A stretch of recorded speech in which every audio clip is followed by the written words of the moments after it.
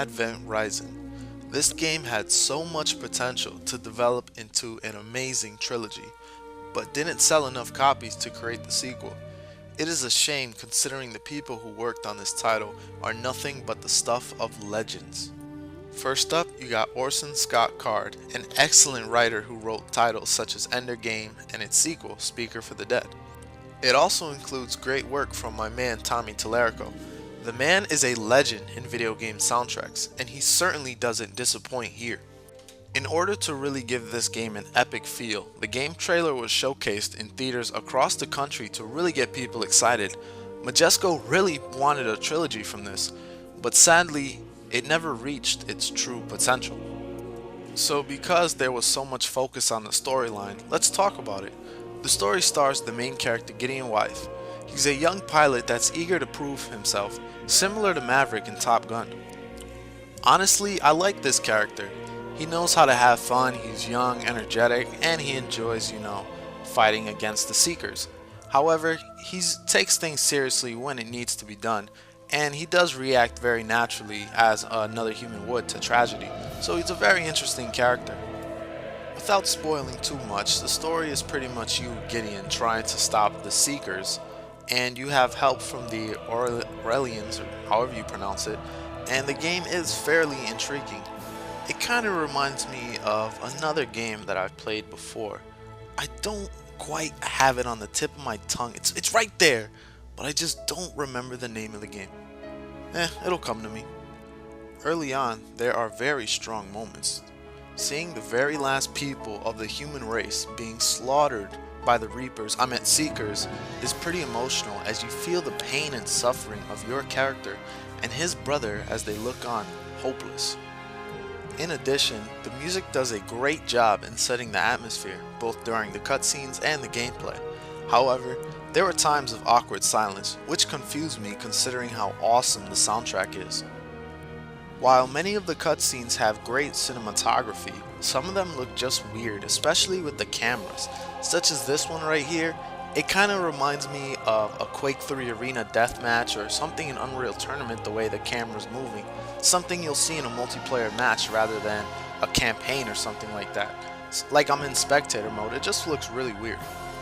While I'm not spoiling the ending and this isn't the ending cinematic, it just sucks how it ends on a cliffhanger and a to be continued. But it sucks knowing that the saga was never continued. It might not ever be continued. So enough about the story and let's talk about the gameplay. The game starts out as a run-of-the-mill third-person action-adventure game. It's got both ranged and melee combat. Here is the beginning tutorial for the melee combat, and it feels very sluggish because it's pretty much just one button, and most of the time you don't have controls on what moves are being dished out. The shooting is fairly decent, but nothing special. You can pick up the alien weapons, which is always a cool thing in my book, to be able to use the enemy's guns against them. As you continue to use the weapon, you level up and begin to dish out more damage. Also, you can unlock the secondary fire mode, which some weapons have incredibly powerful alternate attacks. Regarding weapon balance, all of them are well balanced. While there are some guns that I prefer over others, there's no dominant gun, as every gun will help you in a different situation, such as if there's a large group of enemies, small enemies, you would use a machine gun, a fast weapon, but if you're facing tough armored mechs, you would use the rocket launcher or the grenade launcher. What the game tries to do is offer a wide variety of different types of game styles. Here you can see that this is a turret section, and there are also vehicle sections as well. The turret sections are turret sections. There's no really way to make them special, and they're fairly decent, and they do a decent job of mixing up the gameplay, but again, nothing special. However, I can't really say anything about the driving sections. They're just horrid. It reminds me of that other sci-fi game, with the buggy that you ride on the surface, on those side missions when you go exploring. Just don't get the name, man. What is the name? Oh well, it's kind of similar to that. My issue with the driving, I have two main problems. One, just like that other sci-fi game I can't mention or I just don't remember, It bumps on every little bump, like it goes all over the place and it's very hard to keep stable. The second thing is when you turn, the back wheels always spin out and it never turns smoothly. It's always turning and turning itself around. It just doesn't feel like you're in control in these sections. These are easily the worst part of the game. One thing that's really cool about the gunplay is when you lock onto an enemy and you press the shift key, which is the dodge key, your character does a slow motion dodge, and it looks pretty cool, honestly. It fits in with the whole theme of the game as well. And not only is it aesthetically pleasing, but it's actually very useful, especially in later missions. To be honest with you, I was kind of getting bored of the game as it kind of felt run of the mill after a little while. However, the game really starts to shine after you learn how to get powers. This is when the game becomes great. So the first power that you learn is levitation, and while it's not that very strong to begin with, you can actually level it up as well. And also, the location that they put you in to use these powers in actual combat is amazing. Putting it on a space station where you can just launch your enemies in a free fall space where they will just fall for the rest of their lives is pretty freaking cool.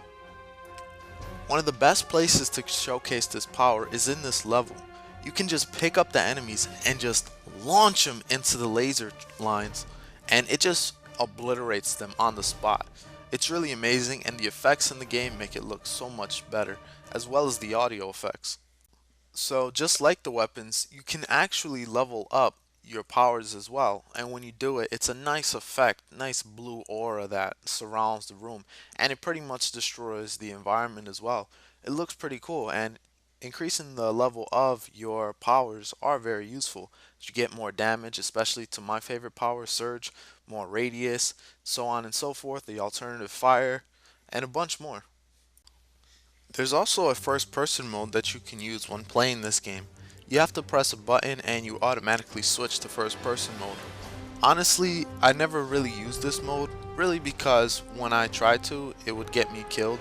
So all I did is just use the regular standard third person view and used my powers instead. Throughout the game, you'll encounter some boss battles. Honestly, some of these in the beginning are kind of standard, not that good, but the one that you see on screen, which happens a bit later in the game, are actually kind of fun since they're very complex. You need to read the patterns and get a feel for the boss before you actually beat him.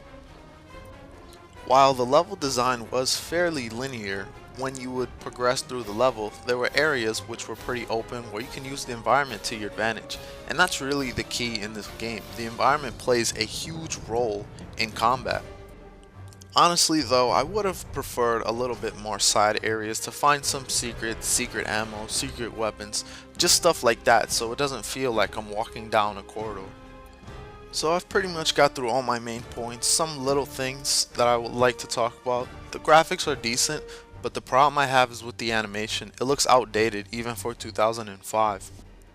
In a majority of the missions, you'll have a person walking with you, a companion, and they're okay. They really don't help much, and they're just there to add to the atmosphere of the game and make things feel more epic. But other than that, they're not very noteworthy.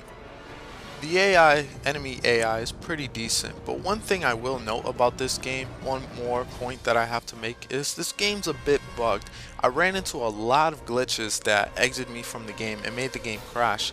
There's also this glitch right here where I could not progress for some reason, even though I killed every single enemy, forcing me to actually no, I couldn't restart the level and complete it. No, I had to exit to Windows and start over again.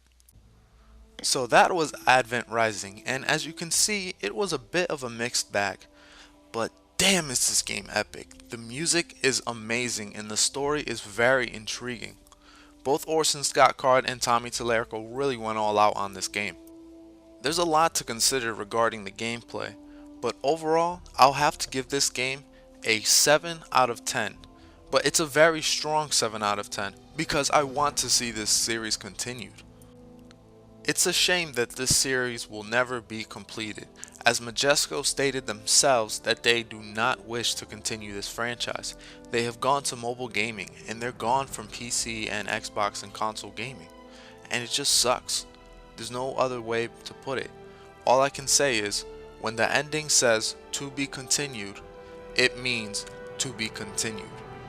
This is Powerhouse, signing off.